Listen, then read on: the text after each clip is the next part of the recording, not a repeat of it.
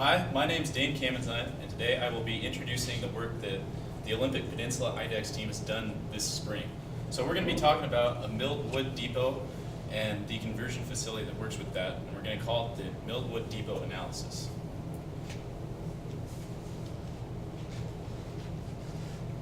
So we're involved with an organization called NARA. It stands for the Northwest Advanced Renewables Alliance. It's an organization comprised of public universities, private stakeholders, and government laboratories. NARA is funded by a 5-year grant from the U.S. Department of Agriculture and their National Institute for Food and Agriculture. NARA has 5 objectives, but the main objective is to make sustainable jet fuel from biomass. In order to do that, we also need to be able to make marketable co-products, need to be able to develop rural economies, develop regional supply chains, and also hopefully a side thing coming from that is to increase bioenergy literacy. So IDX stands for the Integrated Design Experience. We're a team made up of 10 civil engineering undergraduates from Washington State University, and we all have an emphasis in either water resources, infrastructure, or construction, and we will all be graduating this spring or fall. IDX for us is a replacement for our senior capstone project, and instead of being 1 semester, it's been 2 semesters. So it's a little bit more in depth, and we've been able to build a little bit more of a team atmosphere. We're instructed by Carl Olson. So this is the NARA supply chain to make jet fuel from biomass. You can see down here that we start with the raw biomass, we end up with the jet fuel. A couple really main things that we hit in the middle. We're going to hit the pretreatment here, right there. So today we're going to be talking about mechanical pretreatment, or you might also know it as micronization or milling. Then hydrolysis and fermentation are the 2 major processes that will occur at the conversion facility that we're going to be talking about. So just once again to reinforce that a little bit, we have our raw biomass that we bring in, or that we collect in the woods. The same company that brings in that raw biomass is going to bring it to their solids depot, and then they will mill it to a powder that is very similar to flour, but instead of being made from grain, it will be made from wood. And then at the conversion facility, we start out by enzymatically hydrolyzing that, or we mix it with water and enzyme, and then we enzymatically hydrolyze the milled wood, and then we can ferment it, and then we can refine it into jet fuel. So the solids depot we're going to be talking about today is located in Port Angeles, Washington, on property owned by Herman Brothers Logging. In that facility, we plan to produce about 50,000 bone-dry tons per year of micronized wood. The conversion facility is also located in Port Angeles, Washington, but it's about a mile away from the Herman site. And as you can see, it's going to bring in material from multiple solids depots. We plan to process about 380,000 bone-dry tons of milled wood there each year. So now that I've kind of introduced the basic depot model, I'm going to pass it off to Tyler Kirshner, and he's going to talk a little bit about how we collect biomass. Thanks, Dean. So as Dane mentioned before, our main input, or our input, is biomass. And on the Olympic Peninsula, using ArcGIS with a 60-mile radius from each of the proposed depot locations, we estimate there are 940,000 bone-dry tons of biomass available per year. This greatly exceeds the 380,000 bone-dry tons per year that are needed for our conversion facility, which is good because there is competition competing for the biomass, including paper mills located on the peninsula using it as hog fuel for their boilers, and also there's other industry as well. That biomass number does not include any federal land, so there is some excess there also, and it is a very conservative model. Other models have estimated close to 2 to 3 times more biomass, but we felt most comfortable using the most conservative model. The 4 proposed mill locations are Port Angeles, Forks, Aberdeen, and Shelton. These are all rural communities that support the timber industry, and we think they'd be perfect fits for our locations. The first site, being Forks, Washington, has 140,000 bone-dry tons per year available on an annual basis, and it is 56 miles away from the Port Angeles conversion facility. The second location is Shelton, Washington. They'll be able to collect most of the biomass on the eastern part of the Olympic Peninsula, and they have 460,000 bone-dry tons per year, but they are located a little further away from the conversion facility at just about 100 miles. The third location will be Aberdeen, Washington. They have over 615,000 bone-dry tons per year available. And Shelton and Aberdeen will share a lot of their biomass availability, but since we have so much excess, that's okay, and that's what will happen in the real world anyway. Lastly, we have Port Angeles, which is the Herman Brothers site that's currently collecting biomass for hog fuel boilers for the paper mills in the area, and it is estimated they have 88,000 bone dry tons per year. But as Dane stated, they're only a couple miles away from the actual conversion facility. Something to keep in mind I forgot to mention is the darker the green on these maps, the more biomass, or the denser the biomass available in those areas, so the more volume there is. So as you can see, the north part of the Olympic Peninsula has a lot of biomass there. So, but what biomass is? Biomass is a forest residual left over from timber harvest operations that right now is usually burned, which produces pollution and other things, and it's wasted. So we're looking to take care of something that's not being used at all, so that's why this is so beneficial for both communities and the environment. Herman Brothers, currently in Port Angeles, is already harvesting this biomass for hog fuel boilers for the paper mills located around their facility. And they're able to do this because they've already made an investment in both a horizontal chipper and specialized chip bands. But just to show kind of the first step of that process, this is an actual picture from a site where they're harvesting the biomass. They use a shovel to load the biomass, which they place into bigger piles around the site. And then they use this horizontal chipper, which brings the biomass from large slash pile size to about a half-inch size biomass chip. And then they load it into these large chip band trucks. And there's already been great investment in these trucks. They're rear-wheel steer, and they're able to traverse any mountainous areas around the peninsula with no issues and carry a lot of biomass at a time to try to make this economically feasible. Now to talk more about the Herman Brothers site, I'll have Tyler Thorne.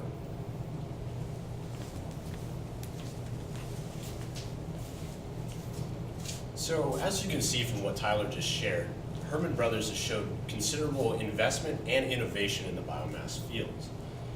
These facts originally led our IDX team to try to seek some sort of partnership with Herman Brothers, and originally led us to visit them for a site tour in the fall semester.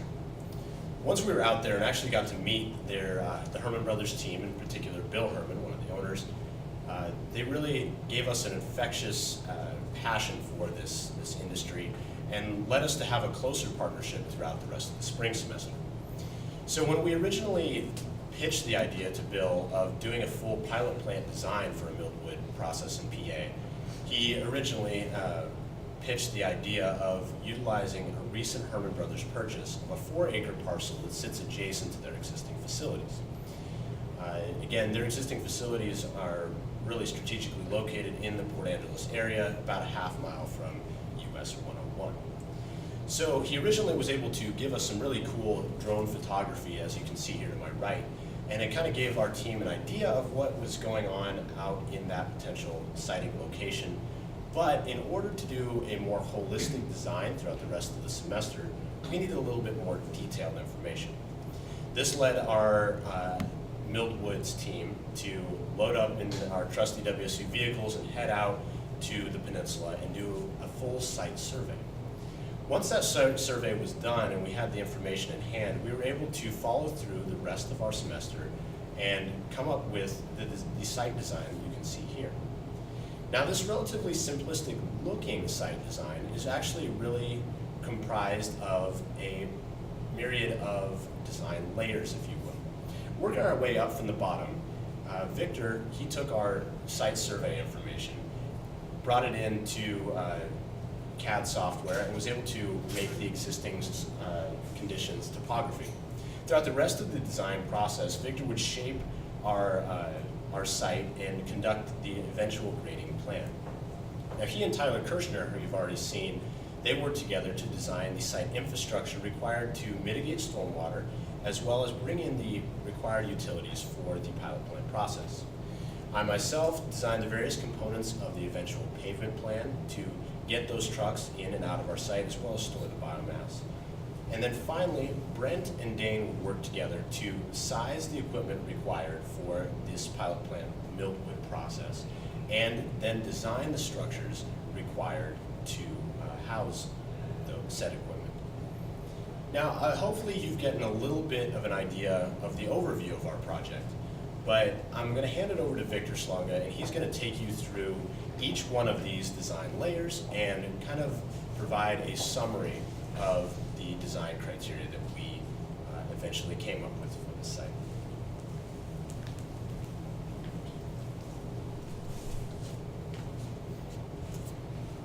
Hello, I'm Victor, and like Tyler said, I'm going to take you guys through the specific details of each of those different elements of our civil site design that we completed.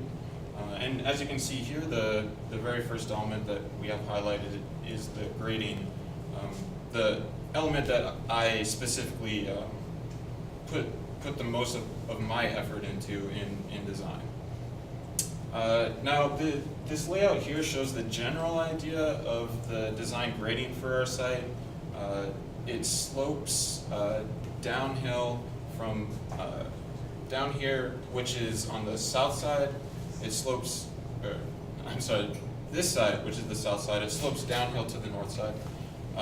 And this was kind of already existing in the topography, but really it was further designed to specifically apply to the stormwater design and pavement design that we wanted.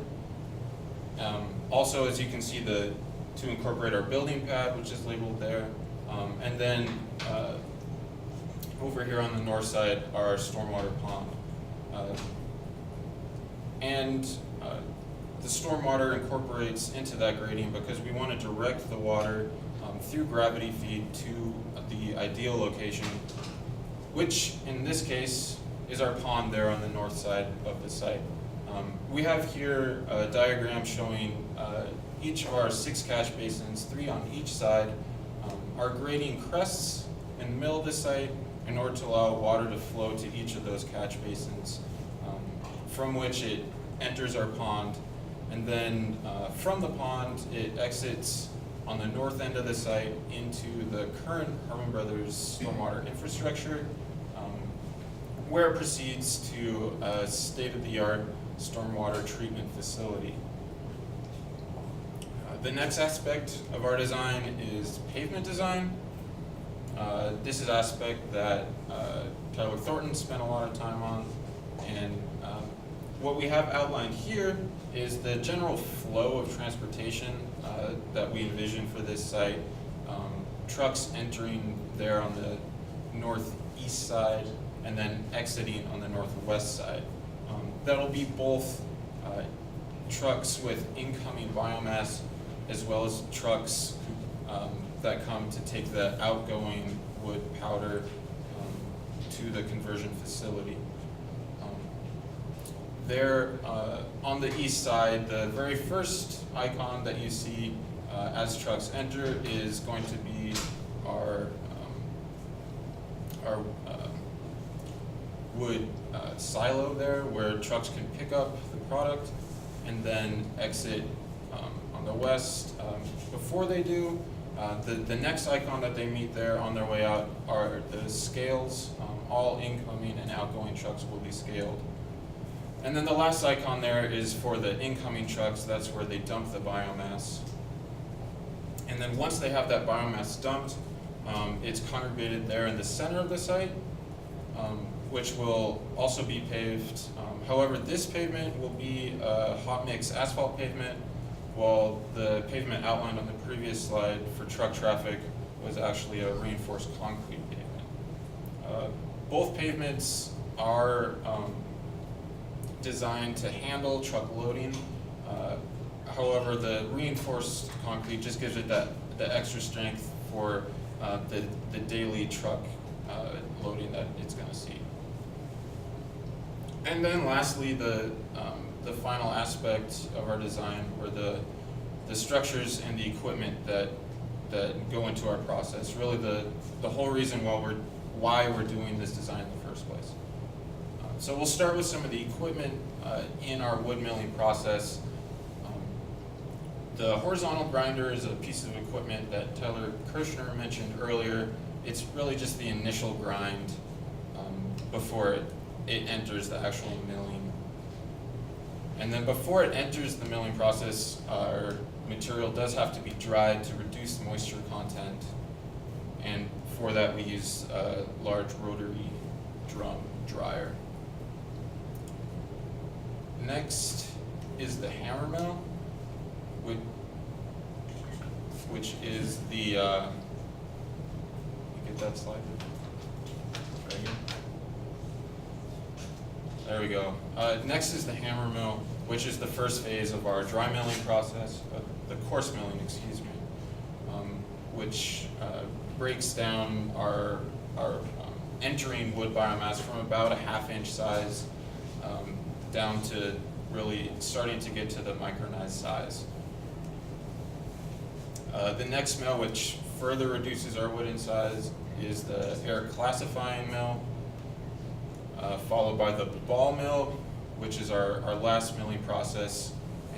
And the purpose of this ball mill isn't so much to further reduce the size, but to really break down the structure of the wood cells themselves to prepare the wood for the hydrolyzing process that Dane spoke about earlier.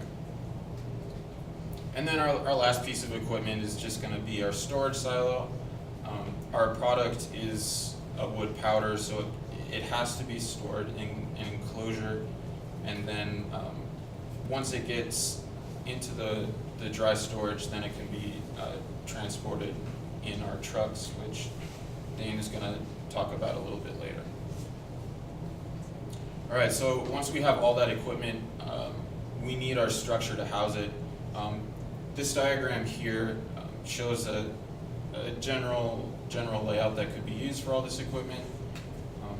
That area there on the left side of the screen, which has the initial horizontal grinder, is not within the structure. That's just located on the concrete pad, which you can see by the lighter gray color there. The dark gray color is everything that's going to be housed indoors within our structure.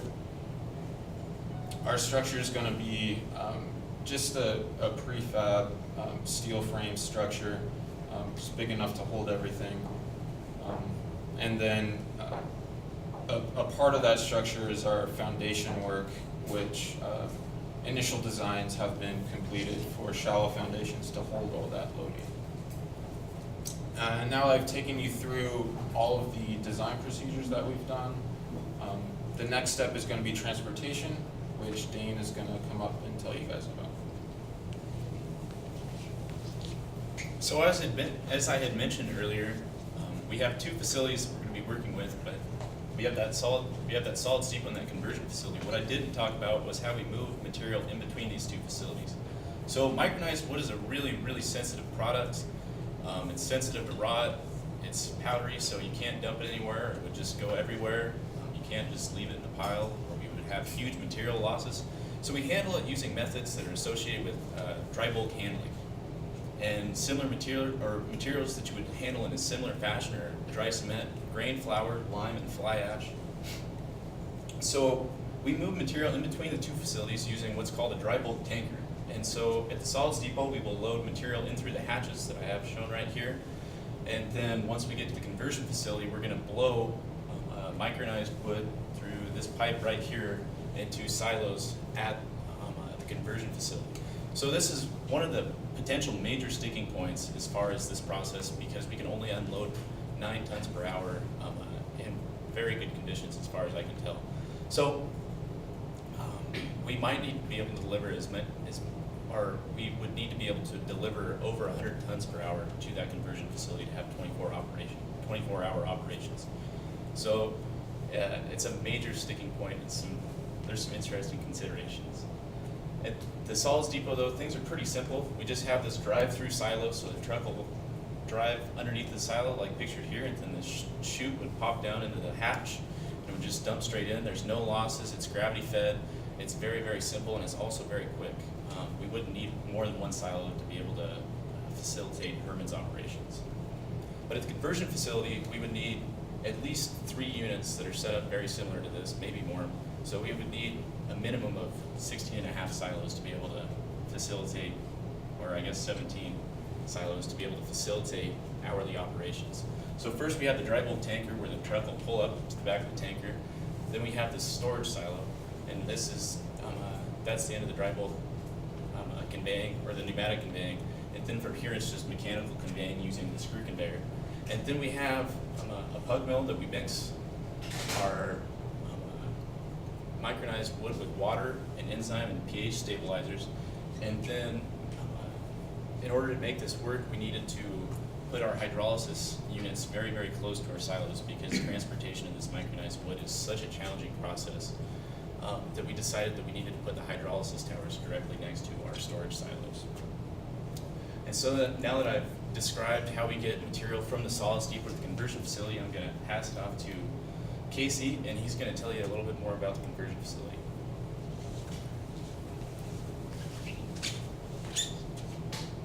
So the site we chose for the conversion facility in our distributed model is located in Port Angeles, Washington, which is again on the north end of the Olympic Peninsula. It's an 18 acres parcel, which is plenty big enough for us. It was recently purchased in 2011 by the Port of Port Angeles. And we call it the K-Ply site because the previous owner, that's the name of the previous owner, they were a plywood mill. And the port recently completed a soil remediation project on the site because the plywood mill did severely contaminate the soils. So here's a 3D model of our site design. Again, for part of our capstone senior project, we did a site design. So we're going to walk through the major components of the design. The first team was the conversion and refining of the biomass, which is done by Taylor, Joey, and Cody. And then the unloading, loading and loading, and unloading was done by Dane and Taylor. And then pavement design was handled mainly by Tyler Thornton and Taylor Arndt. And then water treatment and utilities on site was done by myself and Destry. So we'll begin with water treatment. And shown here is the drainage system on site. Here's a system of catch basins and drainage pipes leading to a retention pond. And the drainage system is designed to handle the 25-year, 24-hour storm. And so to size the system, we did size the pipes. We used Manning's equations to define the minimum diameter of the pipes after using the rational method to calculate peak flows heading into the catch basins. So all this stormwater flows into a retention pond, and the pond acts as temporary storage for stormwater, and it allows for sedimentation of debris. And we also use this pond as kind of a aesthetic water feature on site. It includes a waterfall inlet and an OG spillway. It was designed to hold 88,000 cubic feet, which is greater than the total volume of that design storm, and that was calculated using the SCS curve number method. And the pond also includes an overflow pipe, which does discharge straight into the bay in Port Angeles. And this is okay because the site does have a permit to discharge stormwater directly into the bay, but this should only happen during very large storms that are greater than the 25-year, 24-hour storm. We also incorporated a couple bioswales in the design. Bioswales are a sustainable approach to filter and infiltrate stormwater, and we place them around the parking lot area because in areas with parked cars, there's commonly oils, which during storms will drain. So we wanted to filter those oils somehow, so we incorporated a couple swales. And a typical design was followed where it's underlain with mulch and it's lined with native vegetation, which does most of the filtration. And then water will enter through a series of curb cuts. So that wraps up the stormwater design. So now for pavement, I'm going to hand it off to Cody.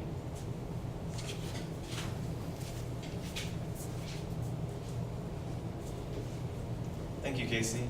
Now let's talk a little bit about the pavement here on site. So like the Herman Brothers site, we designed a two-system approach with both CRCP, continuously reinforced concrete pavement, and flexible pavement for the different areas of demand for the pavement. The flexible asphalt is the parking lot and the equipment area, as well as the employee lanes driving up to the parking lot. We decided on this because of the less demand there. This pavement is 6.5 inches of crushed gravel base with 6.5 inches of HMA on top. For the rigid pavement, we use that in the areas where there's going to be a lot of heavy truck traffic and the backing and turning and idling, which really increases the demand on the durability of the pavement. This is 7.5 inches of crushed gravel base with 11.5 inches of the CRCP with 1/2 inch reinforcing steel spaced at 1 foot. So going in a little bit further, and we're going to look at the loading and unloading areas. The trucks come in to the site using the biomass trucks, bringing biomass into the site, come in using their entrance right here. And they have a driveway that's pretty long, but that's to give them room to queue, because there's going to be upwards of 20 trucks coming into the site per hour. And then, as you can see, this square is the silo area that Dane explained earlier. There's going to be a lot of trucks coming in and turning and backing, and so that's why this entire drive path is the CRCP. The trucks will then exit, though before they unload, they weigh in, unload, and then they weigh out with their scale right here before leaving the site. So looking at the loading of the jet fuel out of the facility, these trucks come in through a similar entrance right here, right next to it. They come up towards the north end of the site. This area is the flexible pavement because these trucks are only going one way. They unload here at their area, the unloading jet fuel area. This area is CRCP because there's lots of backing and turning, and they actually leave over here through a road, an existing road that is adjacent to the site. And then, so looking a little bit further into that structure, we wanted to do a pretty in-depth design. So we actually did a foundation design for this building as well as the columns. So the main reason for having this area in a building is to protect these 10 tanks, which house a week's worth of jet fuel, to kind of protect the site from just change in the supply chain, whether or not more biomass is coming in, just to keep the site running smoothly. So they hold a week's worth of output, but the building protects the rest of the site in case of fires or any emergency, whereas the building is also protecting the tanks from the weather. So to talk a little bit more about the actual process, Taylor is going to come in next.